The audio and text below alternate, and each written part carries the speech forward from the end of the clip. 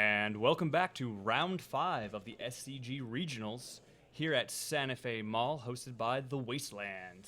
I'm Brad Van Slyke, and joining me in the booth is... Jeff Stouter. So what do we got for us for round 5, Jeff?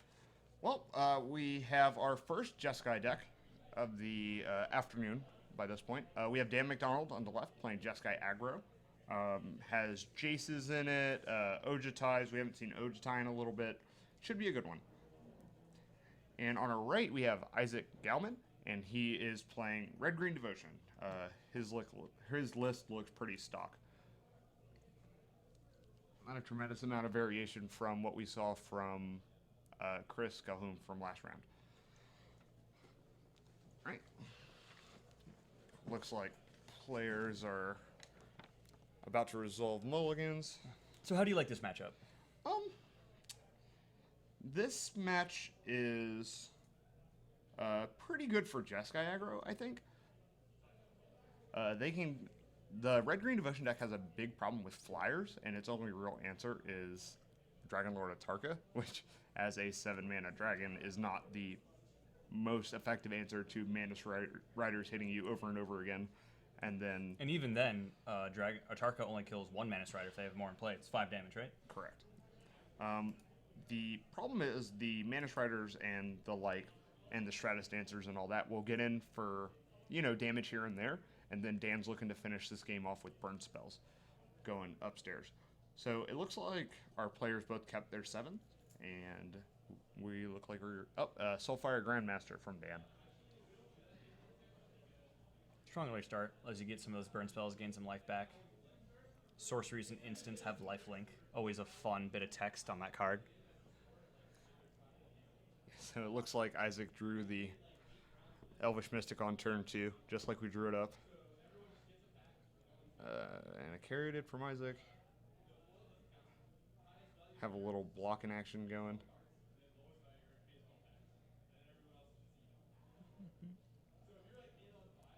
Scry land. Looks like he's keeping it on top. Oh, he's checking. Yeah. Keep it on top, swinging. Might as well gain some life.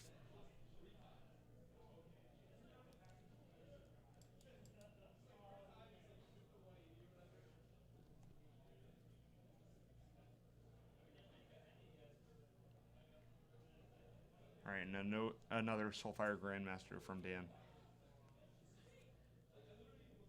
Oh, it looks like Isaac did not block that Soulfire Grandmaster. Not sure what he was playing around. And a Courser from Isaac. Gaining him a life when that land enters play.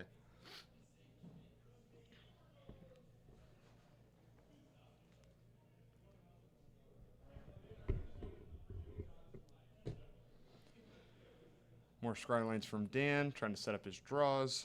Make sure he has some power in the late game. Thinking on this one a little bit.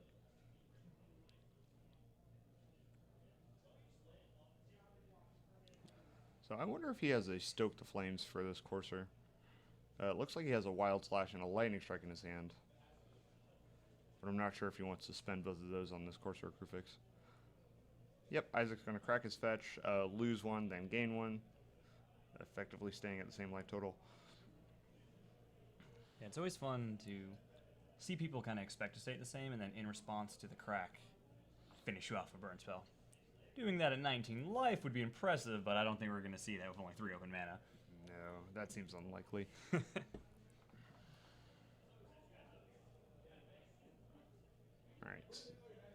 So we see an Elvish Mystic on top of Isaac's deck.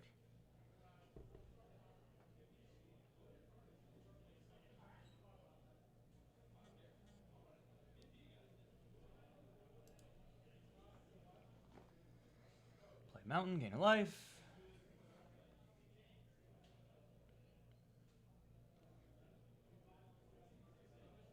So if you're red-green here, you're looking to ramp into some big creatures quickly before the life gain kind of takes it outside your limits.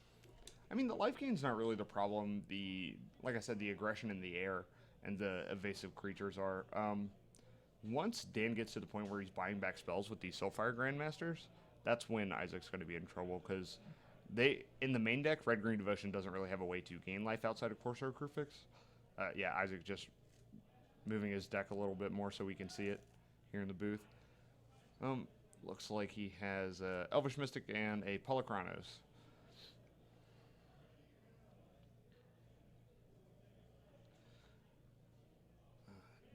Dan deciding whether or not he wants to start firing off some of these burn spells that are sitting in his hand. Yep, he's going to Wild Slash the Mystic.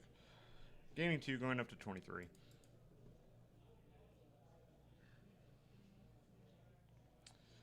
And untap and draw. Looks like he drew a copy of Jace. So we haven't yet to see too many Jace activations on stream today. We had one earlier, but I think it died the turn it came down, or at least within a turn cycle. Yeah, he looted into a Languish, I believe, and cast it. Yeah, it's still a very good card. Looks like we're going to see him play that Jace. Yeah, especially with delve spells like Dig Through Time, which Dan does have 2 copies of in his main deck. Ooh, a Nykthos from Isaac. That'll let him really get ahead on mana. He's got 5 Devotion to Green currently. Yep, that'll let him cast this Dragon Lord of Tarka. Or this, a Genesis Hydra also in Isaac's hand.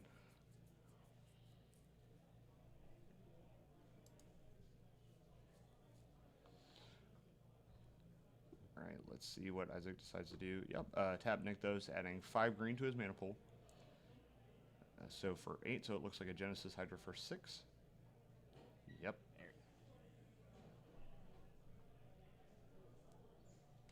So let's see what we get off this Genesis Hydra. Ooh, that's a good one. And a Xenagos, and another Whisperwood. Yeah, I assume he's going to pick this Whisperwood to put into play. I'm more of a fan of the first Whisperwood, but I see the same line. Yeah, Whisperwood's going to add, I mean, this Genesis Hydra added 12 power and toughness to the board. Assuming that Dan doesn't have any kill spells for this Whisperwood. I don't believe he has any Stoke the Flames in his hands. It looks like he has Wild Slash. Wild Slash and a copy of a new Magic Origins card, Magmatic Insight? Insight. Yeah, the one where it's red, discarded land as additional cost, draw 2. Correct. That seems pretty decent with these Soulfire Grandmasters being able to buy it back. So we're going to see a block on the Poly K into a Lightning Strike to finish it off. Yeah, I'm sorry, and that card in his hand was Lightning Strike. He doesn't have any copies of Insight in his main deck.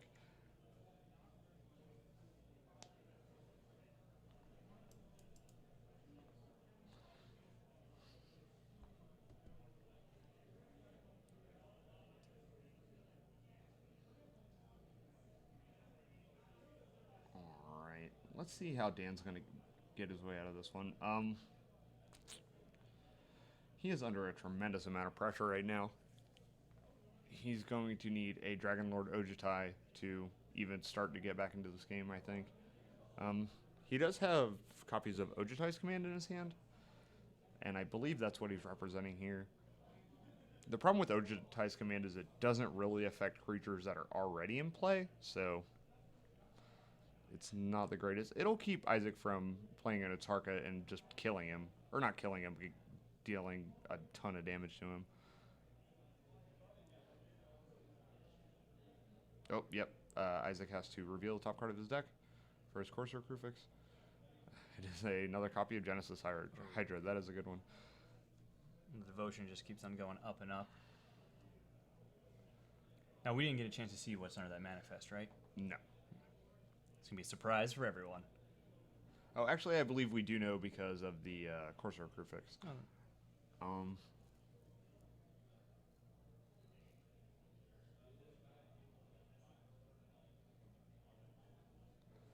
It looks like the manifest is a land. Alright, so we're going to activate Nykthos for 7.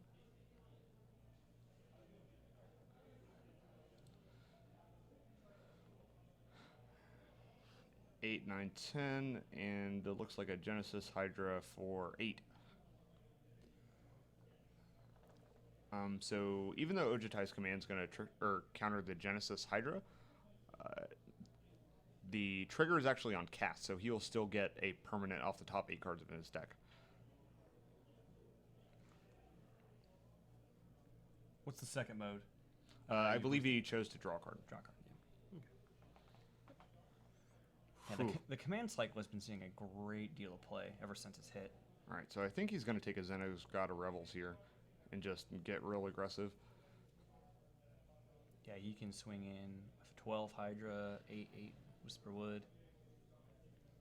Maybe go a little fancy. Yeah, I mean, as soon as you make any of these guys, as soon as you double any of these guys' power, you're going to almost assuredly force a chump block. I mean, I don't think Dan can just take 20 points of damage here. I mean, maybe he is looting with Jace.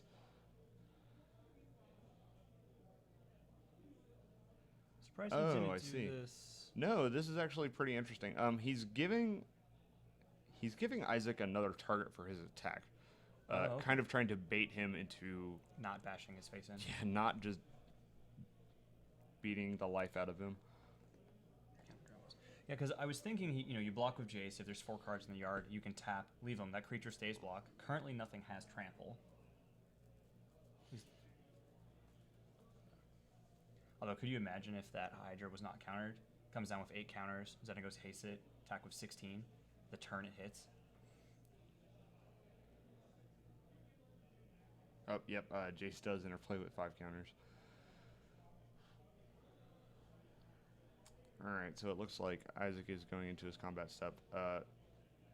Swinging with all of them.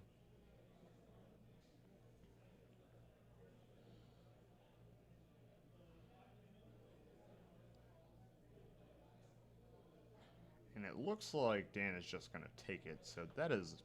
Oh, nope. And we're going to kill the Jace. Okay. That makes more sense.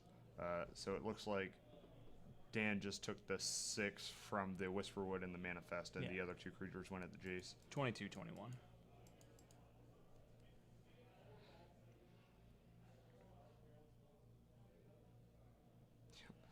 Looks like Isaac forgot to reveal his card again. Yeah, his Manifest is a Haven of the Spirit Dragon.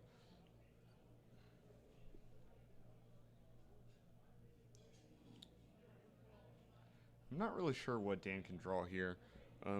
He doesn't have any copies of End Hostilities in his main deck, which is what he really needs right now.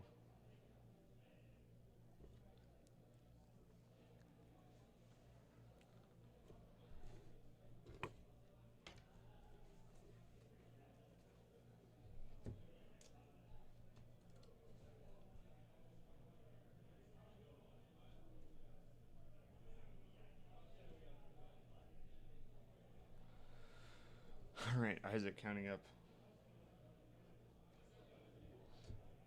all of his power and a Genesis Hydra for infinite, almost. So, looks like we're going into game 2. Isaac Gallman up a game over Dan MacDonald. Winning game 1 with Red-Green Devotion over Jeskai Aggro.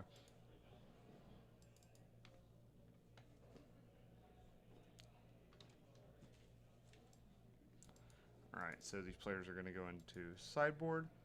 So let's take a look at their deck list. So, what does Dan have for a sideboard, Brad? So Dan currently has two Glance of Heresies, 1 Surge of the Righteousness, 2 Aerishan Clerics, 1 Monastery Mentor, 1 Roast, 2 Anger of the Gods, 1 Negate, 2 Disdainful Strokes, 1 End Hostilities, and 2 Elspeth Sun's Champions. I'm feeling Roast is good, comes in here. Nothing flies except a Tarka, and a Tarka doesn't die to 5 damage anyway. Yeah, I can see him bringing that in. Roast is pretty much a go-to sideboard card in a lot of these red decks to fight Polychronos mostly, because they have trouble getting that card off the table with all their burn spells. Stoke the Flames and Exquisite Firecraft now only dealing 4. And Hostility is probably definitely coming in. Just, okay, that's out of hand. Let's restart. Yeah, I can also see him bringing in Elspeth. he's definitely bringing in the 2 additional copies of Disdainful Stroke. Yeah. Everything he's got to worry about is 4 mana or more. Yeah, he doesn't care about the Coursers and the little mana guys or what have you. And maybe he brings in the Anger of the Gods. It's pretty average in this matchup. It hits all the things that you don't necessarily, or you're not necessarily worried about. Like it doesn't hit the Polychronuses or the Genesis Hydras the vast majority of the time, or the Coursers. It just hits the mana guys. So yeah. And the Exile Clause isn't really super relevant.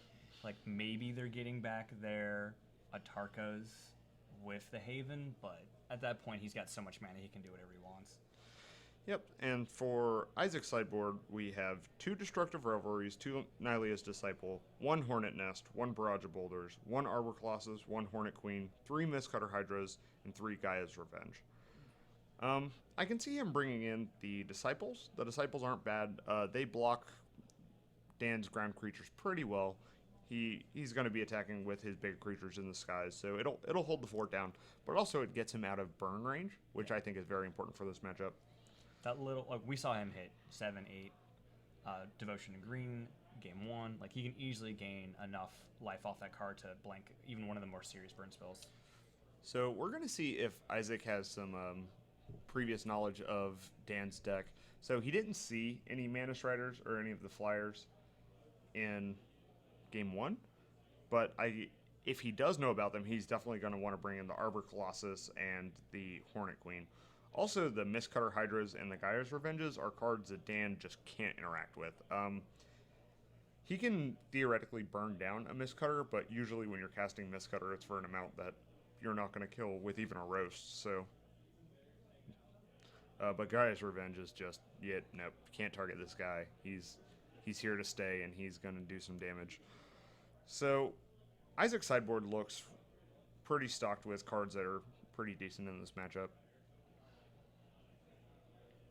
So I can imagine him siding in quite a few here. I don't necessarily like the Xenagoses in this matchup. They die because he does come in at 3 loyalty and usually stays at 3 after making a Satyr. He dies to the Mana Striders and the Lightning Strikes really easily, so you can probably side those out. The Whisperwoods seem good. The Polychronos seem good. Maybe shave some of the mana guys. They seem pretty medium.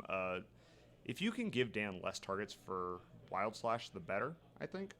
So, a couple of the Mystics, a couple of the Radical Claws is probably fine. Do you think he's going to leave in the Xenagos God of Rebels? Oh, absolutely. That's a card that, unless Dan, had the foresight to put in cards into his sideboard like, I'm forgetting the name of it. The Exile target enchantment, and if it's a God, search your deck for all copies of it and exile it from Journey into Nyx for a white and 1. But again, I don't think that's relevant at all. I don't think Dan has brought in any enchantment removal. Interesting interaction with the Revenge. It cannot be the target of spells or abilities from non-green sources. Correct. But Xenagos is a green-red card. Oh yeah. So it can crank that up to 16 with haste. It already has haste, but if you're going for a style finish, I think there's a few better ways than that. That guy rumbling in for 16 seems good. Yeah. All right, so it seems like both players keep their 7. We're just setting up mana bases now. A Mystic Monastery for Dan and a Temple of Abandon for Isaac. All right, fetch from Dan. I believe that was a Flooded Strand.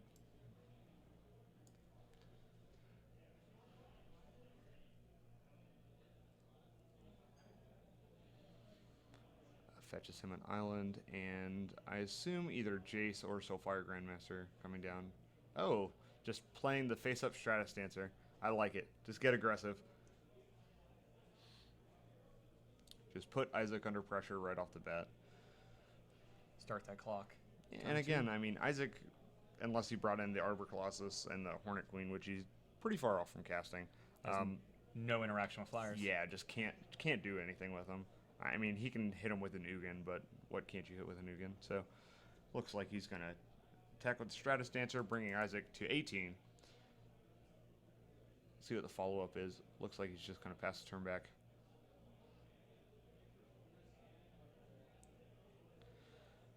Alright, looks like a Corsair Crew Fix from Isaac. Classic turn 2 play for the red green devotion deck. Turn 3, sorry. I mean, you can play it turn 2 if you have a Mystic, but like I said, I'm pretty sure Isaac sided those out. Those are not great in this matchup. And a Polychronos on top. That's going to be a problem unless Dan has one of his sideboarded roasts in his hand. And it looks like he's going to attack again, bringing Isaac to 16, and pass the turn back. It looks to me like Dan has 2 copies of Lightning Strike in his hand.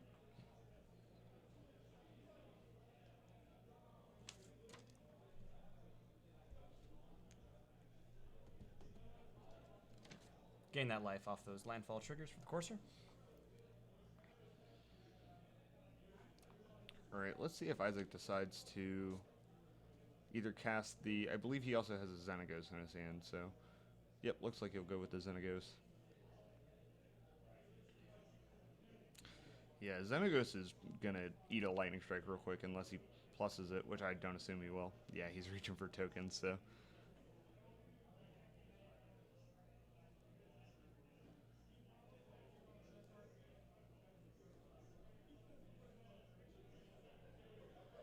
Right, looks like we're going to see an attack for 4 here on Dan. Bring him down to 15. We're going to Wild Slash the token. Oh. Yeah, like I said, he needs a use for those Wild Slashes since he doesn't have any Elvish Mystics. I feel like Dan probably would have liked to Lightning Strike that Xenagos at the end of Isaac's turn. But it looks like he's just going to try to take care of it with the Stratus Dancer. Kill it over the course of 2 turns and save the Lightning Strikes to go upstairs.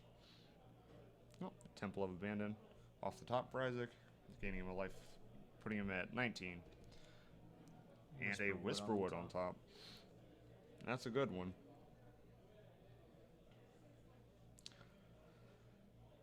So let's see if Isaac decides to plus his Xenagos to gain a whole bunch of mana. Yep.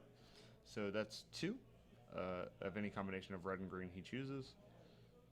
So it looks like he can actually cast an Atarka this turn. Or Gen Hydra for 5. Yeah. Ooh, that also seems good. Yeah, with the Whisperwood on top, he knows he's going to at least get 1 good hit. He's got a couple lines of play. Let's see what happens. Yep, looks like he's going to go with the Genesis Hydra. Yep. For 5. I assume he is going to get the Whisperwood off the top of his deck.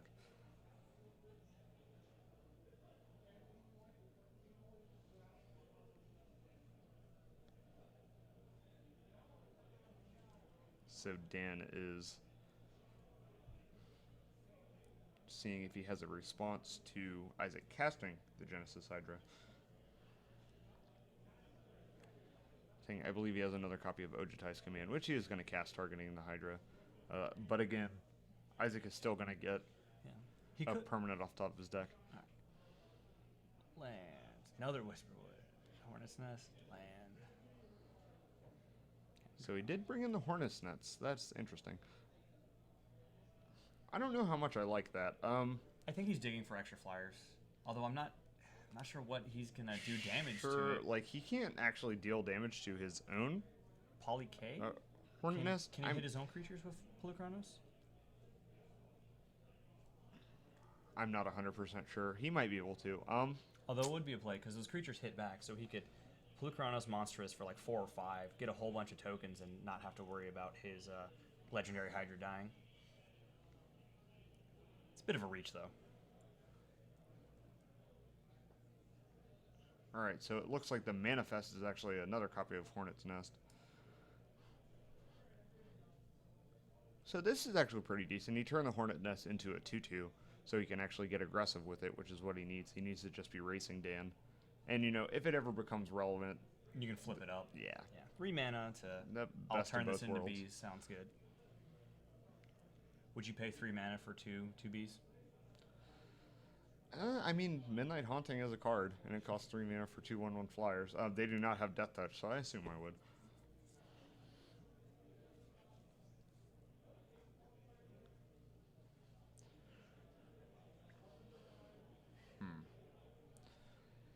Again, Dan looks like he's under an awful lot of pressure already.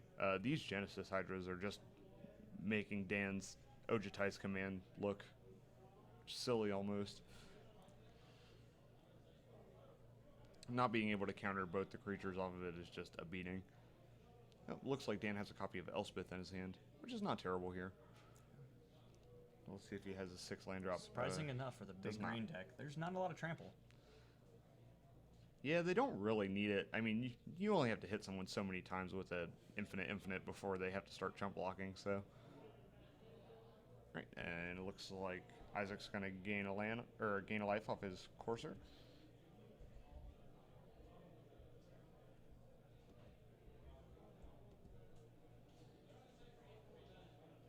And he's going to fetch, remaining at the same life total.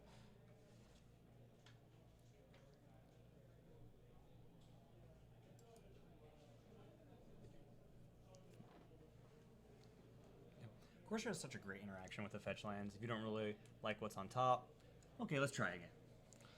Oh yeah, it's definitely a thing that will be missed when Theros block rotates out of standard here in a couple months. I don't know how these green decks are going to function without everyone being able to see the top of your deck all the time.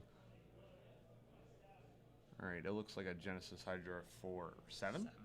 That is a lot.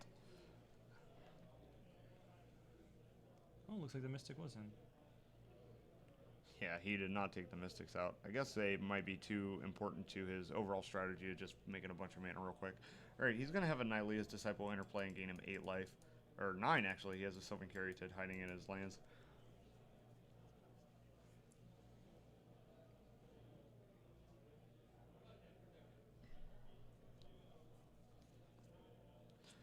Yep, so this is going to make it really hard to burn Isaac out with those lightning strikes Dan's been holding. Big swing coming in. Oh, yeah, absolutely.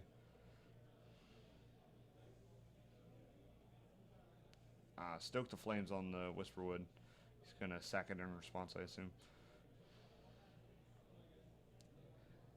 And just take 4 on the swing, knocking Dan down to 12.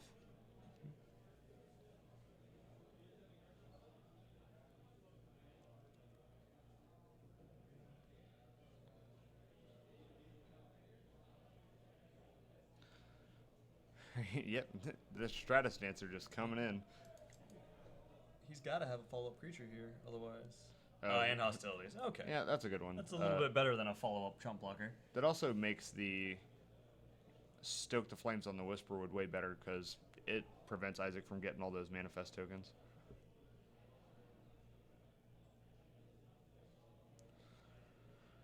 Alright, let's see what Isaac's follow-up is.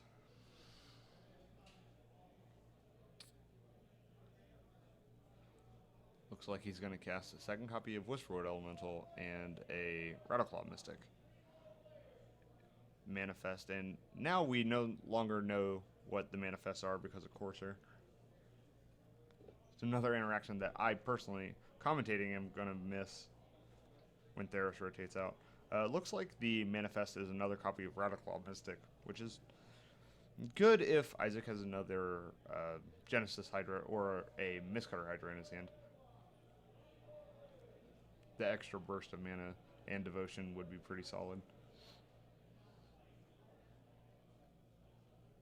Yeah, we saw that mana be a little relevant. Extra mana from a morphed Rattleclaw in the last round. And there we have Mantis Rider. Coming in for 3. Bashing in the sky. And a Lightning Strike on the manifest, which, as we know, was a Rattleclaw. I like that Lightning Strike. I mean, of course, we work with perfect information know that it is a Rattleclaw and not a huge threat. But if that is a Whisperwood or an Atarka or any of the giant creatures that are in Isaac's deck, that's just so bad to keep in play. Alright. We see Isaac setting up some devotion with a Polychronos and a Elvish Mystic. Swing 4 looks like he's going to go down to 8. Oh, looks like he's going to pass and get another manifest. It's a forest this time.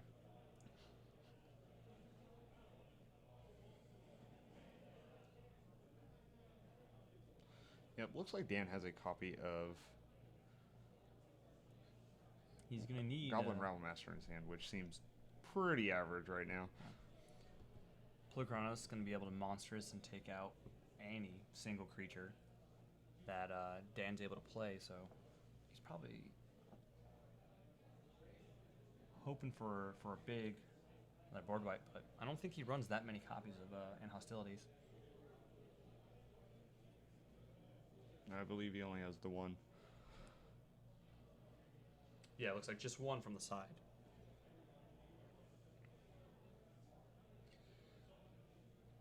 Yeah, I'm really not sure what Dan can draw to get out of this one.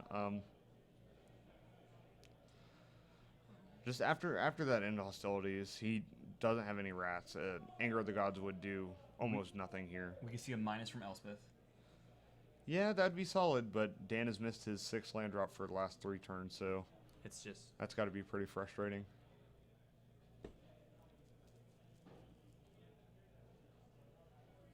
All right, we see an activation on Nykthos for 6, it looks like. 7, 8. Nope, just 7.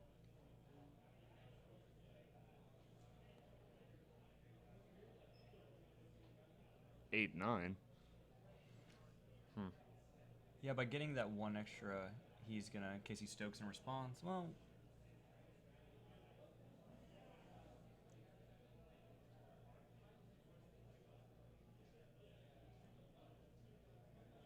Yeah, it looks like he's just gonna monstrous for 3 and fight the Mana Strider. Then give Dan the business. Yep, and that's the handshake. And that's the match. We have Isaac Gallman beating Dan MacDonald 2 games to 0.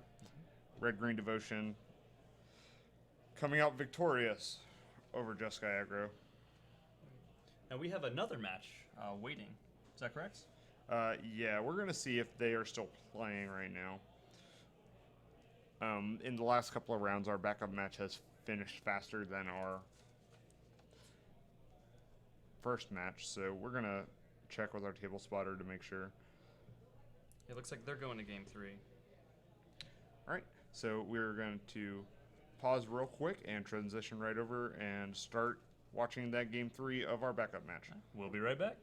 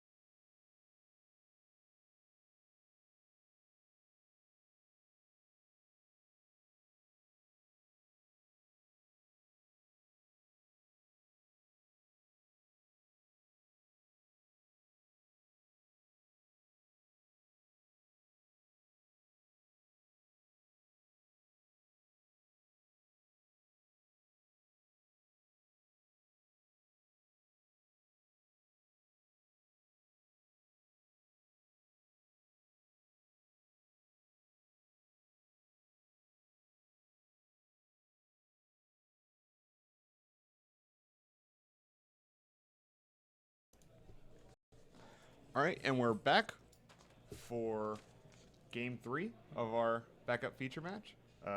And that was John Goins on the right, playing Abzan Control, giving a shout out to his mom. Always nice, always nice. And we have Charles Ledford on the left. You may remember him from our round 1 feature match. He's playing Mono Blue Devotion. Yeah, it was quite the fun backup match for round 1. We had Mono Blue versus Mono Red. So we'll see how this deck fares up against some Abzan. All right, it looks like a Fairy Miscreant already getting in there. Ooh, Duress. I really like the slight splash of blue in Charles' deck. I believe it's only for Collected Company, but the ability... Splash of green? Sorry, yes, splash of green. He's got more than a splash of blue. But the Collected Company is really nice due to him able to actually grab Thassa out of his deck. Oh, yeah, absolutely. It looks like the Duress is going to reveal a hand of Thassa, Silumgar, Sorcerer, and one other card that I didn't see, and take the Disdainful Stroke in his hand. He wants to keep his Rhino safe. All right, Fairy Miscreant coming in for another one. Looks like Charles actually drew another copy of it, so he's going to be able to play a 1/1 flyer and draw a card. Looking pretty spicy. Yeah. The Miscreant, the blue collect 'em all of the series from Magic Origins.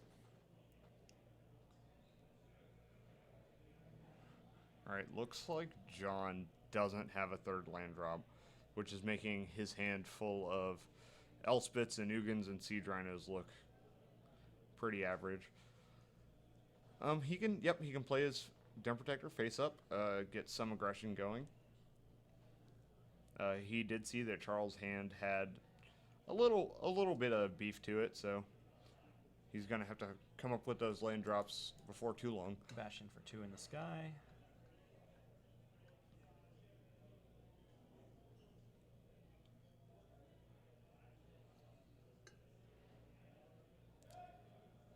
So let's see if Charles plays the Thassa or the Wave Crash Elemental, or I'm sorry, the Shore Crash Elemental. Yeah, Shore Crash. That he drew for turn. Looks like he's playing Shore Triple Crash. blue Devotion. That is an awful lot of devotion. And there's a land drop from John, which is exactly what he needed. I like this play. It sets him up really nicely if he draws into a Master of Waves. The protection from red, not relevant, but the wall of elemental tokens will be quite good, especially when your opponent is unable to play their Siege Rhino. And he draws another Shore Crash Elemental. Yep, just going to bash. Looks like John is going to block the Elemental with his Den Protector. Just taking 2, trying to preserve his life total so he can start casting these Siege Rhinos. Stabilize the board a little bit. Looks like Charles is going to hold up the Silumgar Sorcerer that he has in his hand. 3 mana flash creature, and you can sacrifice a creature when it enters play to counter a creature spell. It's very solid. I believe it is also a 2/2 flyer, so it is a pretty decent card in these mono blue devotion decks that have started spouting up after the release of The Harbinger. Yeah, from Magic Origins. As we mentioned before, it fills that 2-drop slot that the mono blue devotion deck was really hurting for after the loss of Frostburn Weird.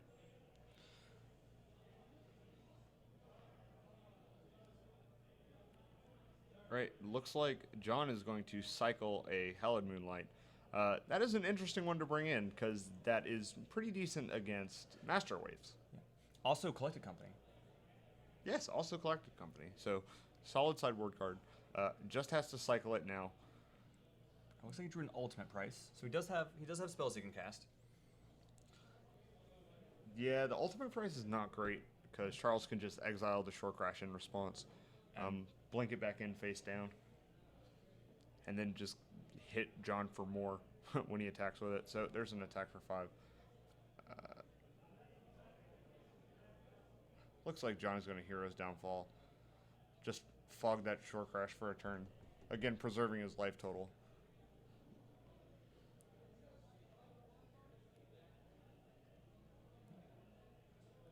Alright, let's see if you can find that land drop. Nope, just another Elspeth. Oh. Well, John can cast this Drown in Sorrow right now, and it does not seem terrible. What's the morph cost or the unmorph cost for the short crash? It's 5. Oh, and there's a negate from Charles. That's gotta hurt. He's already, digging for any spell he can cast off 3 lands, and to have it just be countered. Not looking good for John. Charles is coming in with the team. An attack for 4, sending John's to 7.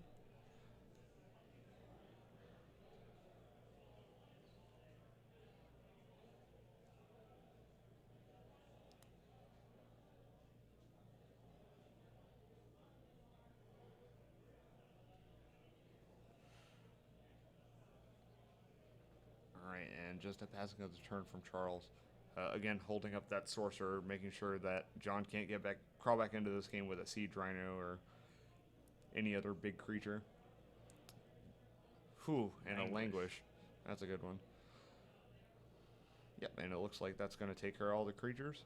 So, it looks like John has stabilized the board at 7. I mean, Charles can flash in the sorcerer just to have a 2/2 to keep attacking in with. And an attack for 2, sending John to 5.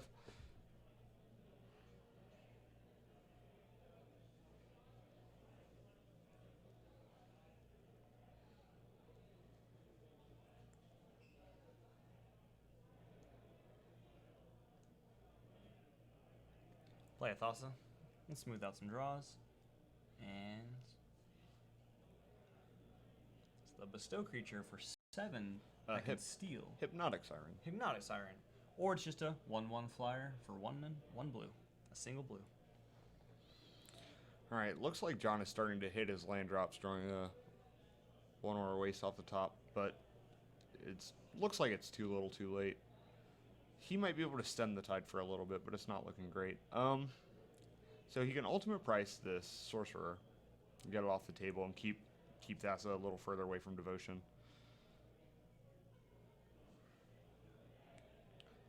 I think he's considering either that or casting the Siege Rhino in his hand. But if he casts the Siege Rhino in his hand, he might just be dead. Yeah, if he has another 1-drop, it looks like he's at 4 devotion right now. So if he has another 1 or 2-drop devotion creature, he'll be able to turn Thassa on, make her unblockable, and just end the game. Yeah, so it looks like John's just going to pass the turn back. Right to the bottom.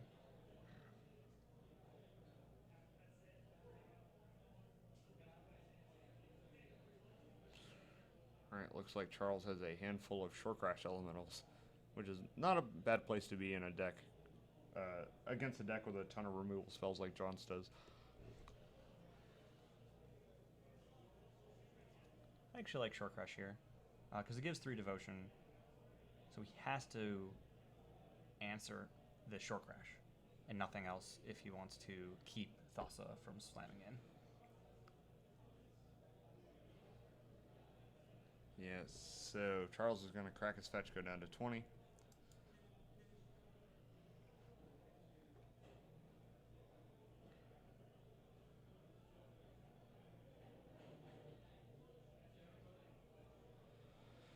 Yeah, so it looks like John is going to have to cast his ultimate price on the elemental. Charles is going to get to just pay a blue and flip it back over. And then John's still going to take 2 in the air from...